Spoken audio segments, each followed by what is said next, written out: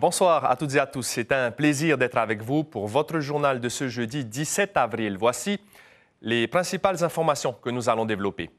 Des nuisances sonores, des coupures d'eau ou encore l'absence de cheminement piéton. Les travaux d'un immeuble insupportent certains riverains aux alentours de la rue des Remparts à Papeete. On vous en dit plus dans un instant. Les produits alimentaires, les vêtements ou encore le coût des communications, les prix ont évolué. Il y a des augmentations mais aussi des baisses. Mais dans l'ensemble, l'inflation est contenue. Nous ferons le point dans le décryptage de Suliane Favnek. Dans la foulée, nous parlerons des mécanismes économiques du gouvernement pour faire augmenter le pouvoir d'achat. Le ministre de l'Économie, du Budget et des Finances, Warren Dexter, et le maître de conférence en sciences économiques, Florent Venner, seront les invités de la rubrique Regards croisés. Valoriser le Himene Tumu auprès des scolaires, c'est l'objectif du Heiva Himene Tumu à Otoito Oefenua. La deuxième édition s'est tenue aujourd'hui au Grand Théâtre. Merci d'être avec nous. La construction d'un immeuble en plein centre-ville de Papeete fait grincer des dents les riverains. Aux alentours de la rue des Remparts, les nuisances sonores s'ajoutent aux coupures d'eau et à l'absence de cheminement piéton. Une plainte et une pétition ont été adressées à la commune. Lucille Guichet, Mirko Vanfou. 2 ans de bruit et de poussière prévus pour la construction d'un immeuble de 7 étages de commerce et de logement, quartier Viennois, Papeete. Les riverains assurent que des fissures sont apparues à cause des vibrations, mais ce ne serait pas la seule nuisance. On veut que le projet se fasse, mais il faut qu'ils pensent aussi que nous aussi on est à côté. Il y a des habitants aussi, il y a des résidents aussi à côté. Maintenant, les gens qui ont l'habitude de venir aussi profiter des restaurants qui sont en bas, donc ils peinent à trouver un parking. Il y a ça et puis il y a le problème de l'eau aussi qu'on rencontre aujourd'hui. Exaspérés, ils ont adressé une plainte et une pétition d'une 60aine de signatures à la mairie de Papeete. Des fois, il y a des coupures d'eau. Et des fois, quand on nous relâche, on est obligé de laisser couler un peu longtemps pour qu'on puisse utiliser au moins pour laver nos vaisselles. Ça devient marron tout d'abord, mais après, par la suite, c'est le chlore que tu sens. Il y a plus l'odeur de chlore que c'est imbuvable. Ce cabinet médical du Pont de l'Est a du mal à recevoir ses patients. Les trottoirs ont disparu. Difficile pour les personnes à mobilité réduite de circuler. Pourtant, ce point était bien spécifié dans le permis de construire. Nos enfants, parfois, ils ont de la fièvre, 39-40, ils marchent au soleil sur 200-300 mètres avec une fièvre. Ils viennent ici, je recueille leur doléance, écoutez, c'est pas possible, on a galéré pour venir au cabinet.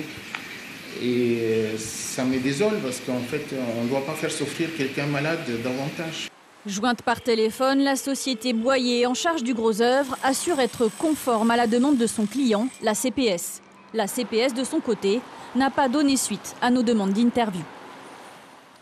Après 4 heures de négociations ce matin à la présidence entre l'exécutif et les syndicats, le point d'indice des fonctionnaires va finalement être légèrement augmenté. Décision de Moetei Broderson. Il va être porté à 1,080 francs dès le 1er mai, alors que les syndicats proposaient une augmentation en 2 temps, 1,100 francs au 1er mai et une revalorisation à 1,141 francs au 1er octobre. Ils sont attendus chaque année pour faire un état des lieux de notre économie. Les chiffres des prix à la consommation de l'Institut de la statistique. Bonsoir, Suliane Favnek. Vous vous êtes penché sur les données entre décembre 2023 et décembre 2024.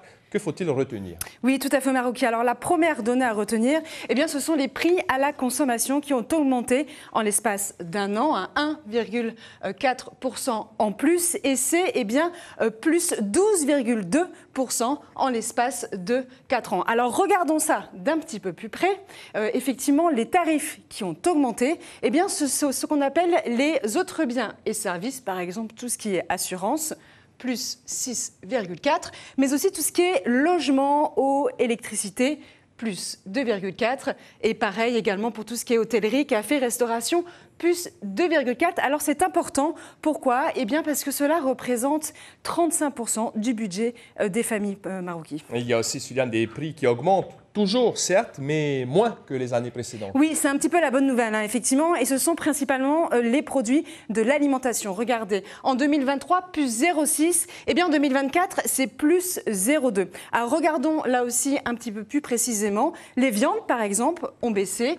Les produits de la mer également ont baissé. En revanche, tout ce qui est pain, céréales, eh bien, cela a augmenté. Les produits laitiers également ont augmenté, Maroki. Il y a aussi des baisses significatives, pas seulement des hausses, Suliane. Pour les baisses, ça concerne par exemple le vestimentaire et les communications. Oui, et ça, c'est plutôt une bonne nouvelle, hein, effectivement. C'est vraiment une diminution des prix. Tout ce qui est chaussures, vêtements, par exemple, en l'espace d'un an, eh bien, cela a diminué moins 5,5%. Alors, le chiffre le plus édifiant, eh bien, il concerne tout ce qui est communication, c'est-à-dire opérateurs, par exemple, mobiles, etc.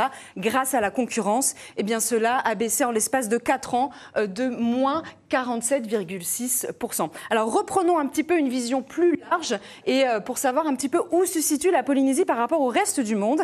Eh bien, on l'a dit, hein, la Polynésie, donc c'est plus 1,4% en un an. C'est un petit peu plus que l'Hexagone, mais c'est clairement moins que, par exemple, la Nouvelle-Zélande ou les États-Unis, Maroki. Merci beaucoup pour ces précisions, Suliane Favnec. Tout de suite, nous allons approfondir sur les différents sujets économiques. Place au débat avec Regard croisé.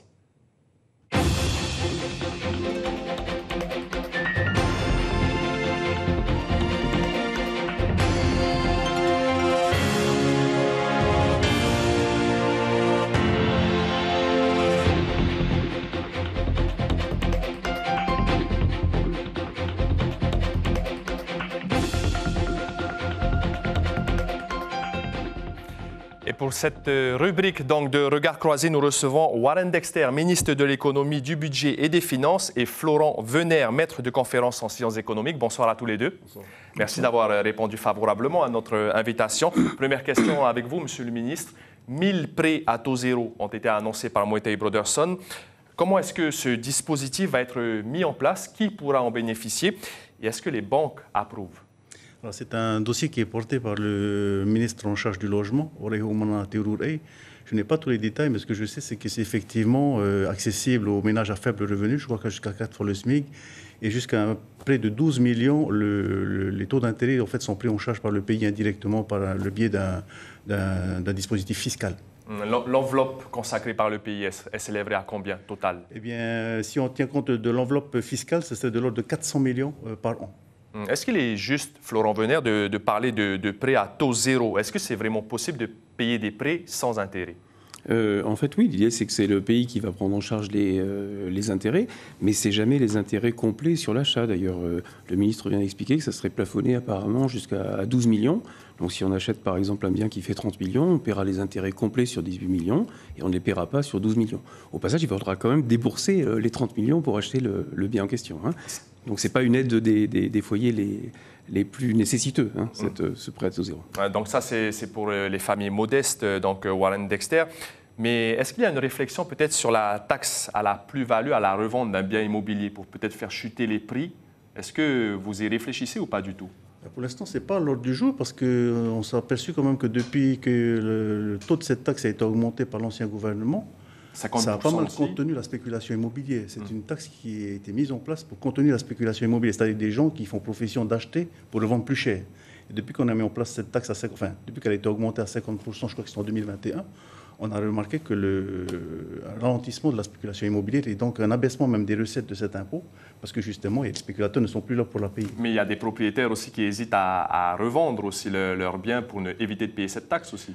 Disons, dans la plupart des cas, ceux qui sont dans cette situation-là, ils ne sont pas dans le spectre de la taxe, c'est-à-dire qu'on est taxé que si on revend dans les 5 ans. Souvent, c'est des gens qui sont propriétaires depuis bien plus longtemps et qui vendent en dehors de toute spéculation immobilière. Autre chose, pour tenter de réduire le coût de la vie, il y a le toilettage de la TDL, la taxe de développement local. Elle rapporte 2 milliards de francs chaque année. Cette réforme va reposer sur 2 piliers, vous l'avez précisé, réactualiser la liste des produits taxés et revoir le taux d'imposition. Est-ce que vous avez un exemple concret pour expliquer à la population? Oui, alors si on prend par exemple la bière, vous avez une production locale et donc de ce fait on met en place une TDL à n'importe quelle bières importées. Et typiquement c'est l'exemple de toilettage qu'on va faire où en fait la bière importée est surtaxée alors qu'elle représente des parts de marché infimes, alors que la production locale a l'essentiel des parts de marché. Donc l'idée, c'est effectivement de revoir les niveaux de taxation pour que les biens importés puissent pénétrer davantage le marché local et donc offrir plus de choix aux consommateurs, parce que c'est ça ce qui est recherché in fine au travers de ce chantier. Comme un rééquilibrage, non? Voilà. Florent Venner, ça peut aller jusqu'à 82% quand même, cette TDL. Est-ce qu'il y avait, selon vous, une forme d'injustice jusqu'à présent? Oui, disons que c'est une taxe qui protège les industriels locaux. Donc, les industriels locaux vont expliquer que ça permet de sauvegarder de l'emploi local. Bon, il faut pouvoir le démontrer aussi, hein. La TDL, c'est une toute petite partie des protections de marché en réalité, hein. On a surtout aussi beaucoup de droits de douane qui taxent énormément des produits sans production concurrente locale. Donc, il n'y a pas d'emploi local qui est à défendre sur ces droits de douane en général. Et donc, on pourrait travailler aussi sur l'abaissement des droits de douane d'une manière générale. Après, c'est toujours la grosse difficulté, hein, c'est que si on diminue ce genre d'impôt-là, il faut trouver une recette fiscale ailleurs. Donc il faut trouver d'autres choses. Est-ce que vous prévoyez de baisser justement des droits de douane sur certains produits, pour rebondir sur ce que dit Florent Venner? On l'a déjà fait depuis 2020, donc au-delà de la taxe sociale qui représentait quand même 1%, y compris à l'importation, l'année dernière, on a baissé le droit de douane sur les produits origine Océanie. Et puis donc on poursuit dans ce sens-là, mais effectivement, comme dit M. Venner, c'est à chaque fois qu'on abaisse quelque part, il faut pouvoir compenser ailleurs, parce que l'action publique a toujours besoin de financement. Autre point pour faire baisser les prix, c'est le sujet des marges des commerçants et des importateurs. Est-ce que les discussions avec eux ont avancé? Est-ce qu'ils sont prêts à faire preuve de transparence? Je crois que le colloque qui a été organisé à l'Assemblée il y a quelques semaines a montré que c'était des fantasmes quand même qu'il y a sur les marges. Effectivement, des études ont montré que les marges moyennes étaient de l'ordre de 40%. Alors comme ça fait bondir, c'est beaucoup. Sauf que quand on regarde bien, c'est des marges de 40% qui sont partagées à plusieurs stades. Importateurs, grossistes, détaillants. Donc en définitive, à chaque stade, les marges ne sont pas si déraisonnables que ça, elles sont même raisonnables. Donc voilà, moi j'aimerais bien qu'on arrête à chaque fois de mettre dans le viseur les entreprises, parce que ce n'est pas le seul vecteur qui est responsable de la cherté de l'avion en Polynésie. Justement, ça avait mis un petit peu en colère le MEDEF. Vous essayez de regagner la confiance, justement, de... C'est ma stratégie depuis le début, parce que moi je dis que ce qui fait l'économie de ce pays, c'est les entreprises. On n'a pas les moyens de se les mettre à dos, parce que sinon l'économie ne fonctionne pas. C'est aussi simple que ça.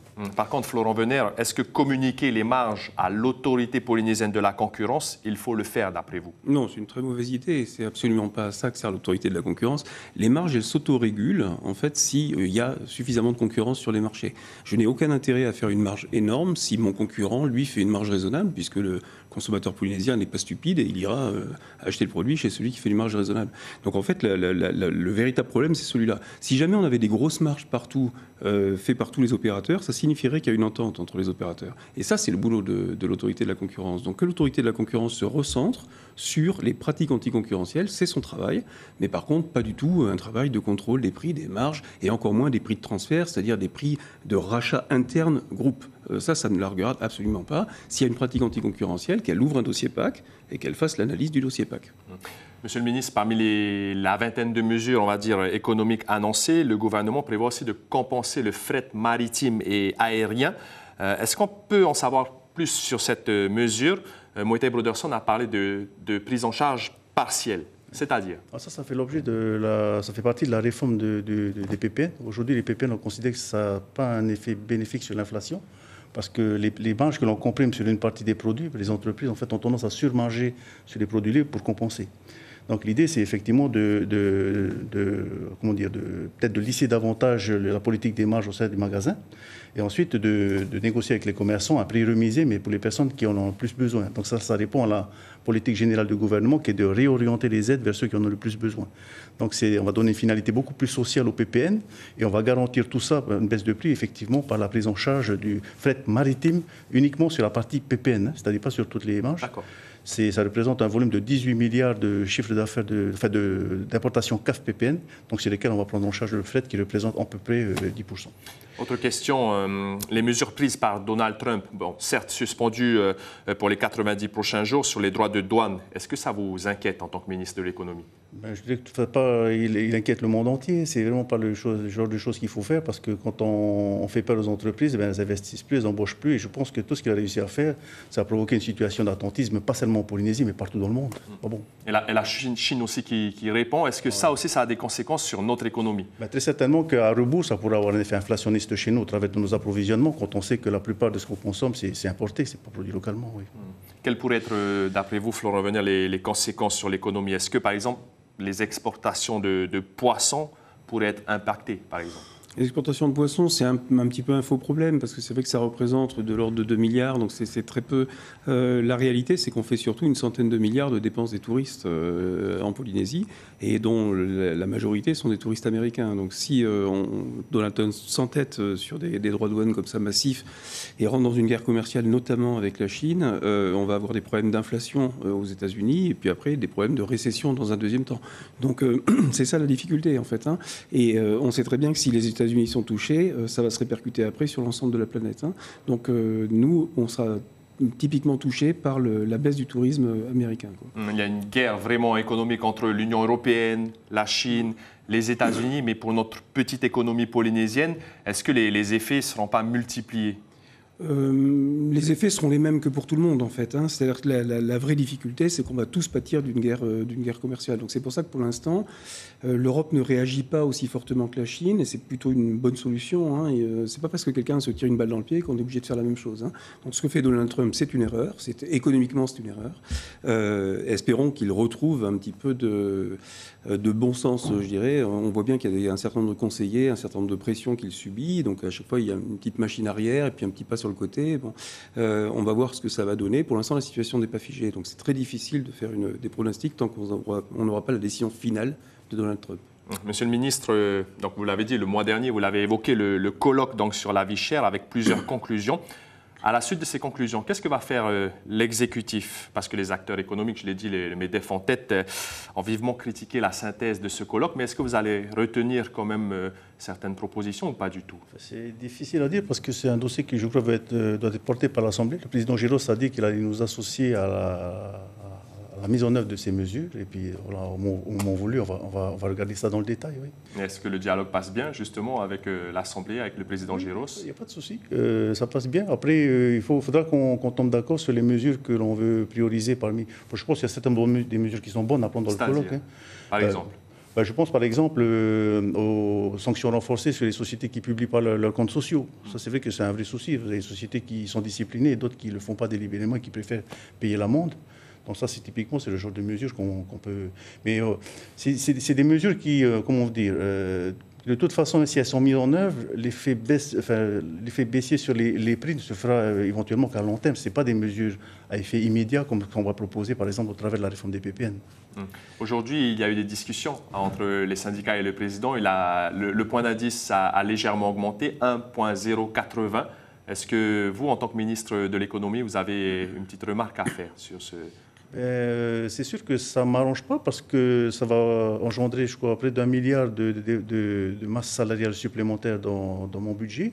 Mais en même temps, je comprends la demande. C'est vrai que quand on compare l'évolution des prix avec l'évolution de leur salaire, ils sont loin du compte. On a proposé une mesure qui, pour l'instant, ils n'ont pas accepté. Hein. Ce matin, ils sont partis sur un thème de désaccord. Nous, on a proposé ça. Après, voilà, on a cherché à faire en sorte qu'ils ne repartent pas avec rien pour proposer quelque chose. Maintenant, on va voir comment ils vont se comporter pour la suite. Merci beaucoup à tous les deux d'avoir répondu à nos questions. C'est la fin de ce regard croisé, donc, consacré à l'économie de notre pays.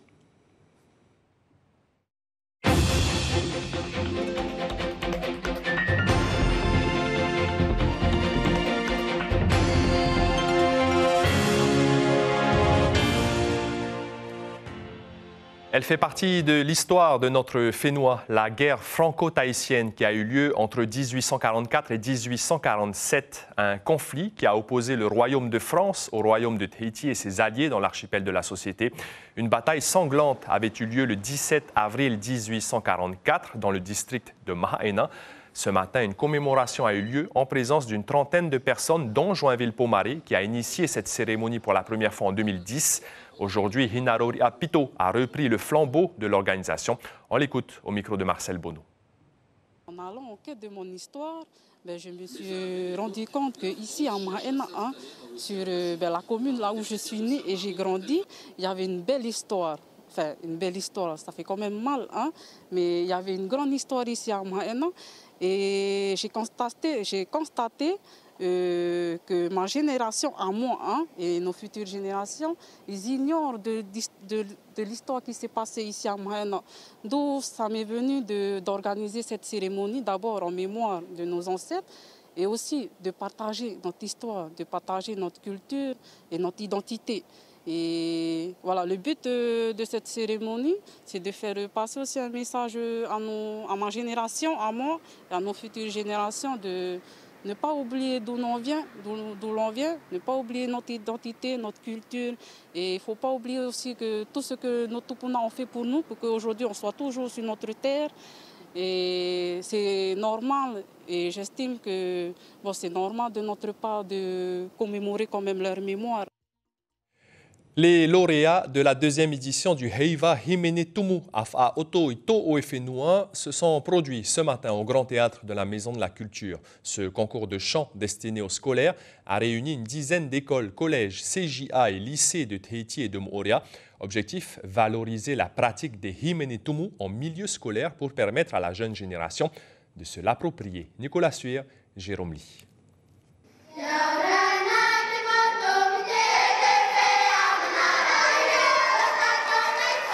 Un festival de chants traditionnels pour transmettre des savoirs et célébrer les légendes et la culture polynésienne. Aujourd'hui, les lauréats du concours Heiva Himene Tumu présentent 2 chants face aux organisateurs. Ils disent y avoir pris du plaisir. C'est un grand privilège pour nous, parce que ce que nos ancêtres faisaient avant, c'était bien. Le chant, t'aimes bien? Oui. Qu'est-ce qui te plaît dans le chant? Tout. Les paroles, le rire. Les enseignants trouvent des avantages à ce heiva de chant polyphonique, notamment dans la pratique du tahitien. Ils ont plus de facilité à prendre la parole en Rio Tahiti. Plus de facilité à prendre la parole, moins de honte. Ils ont moins honte aussi d'utiliser leur langue. Ils comprennent les textes. Ils savent que certains lieux que l'on cite dans la chanson, on les a visités. Ils savent que ces lieux-là ont une histoire.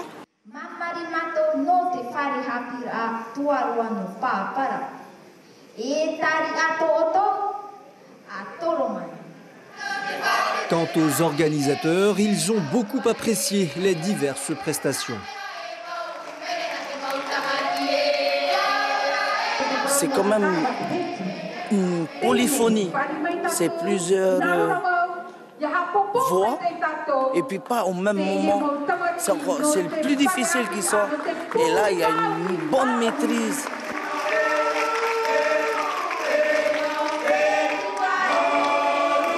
Le chant tahitien, une richesse culturelle à préserver. Le pratiquer contribue à le pérenniser et même à multiplier ce patrimoine auprès de générations qui disent comprendre, mais pas parler leur langue. L'information principale de ce jeudi 17 avril, des nuisances sonores, des coupures d'eau ou encore l'absence de cheminement piéton. Les travaux d'un immeuble insupportent certains riverains aux alentours de la rue des Remparts à Papeete. Une plainte et une pétition ont été adressées à la commune. Sur vos écrans, ce soir, après ce journal, 2 épisodes de la série Lex Africana, puis le téléfilm With This Ring, le pacte de 3 femmes qui souhaitent se marier durant l'année.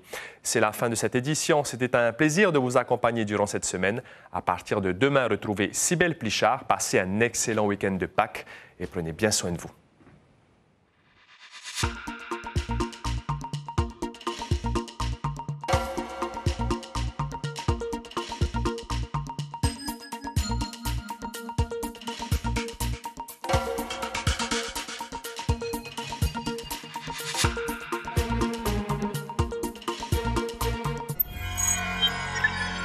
Retrouvez ce programme en replay sur notre site internet.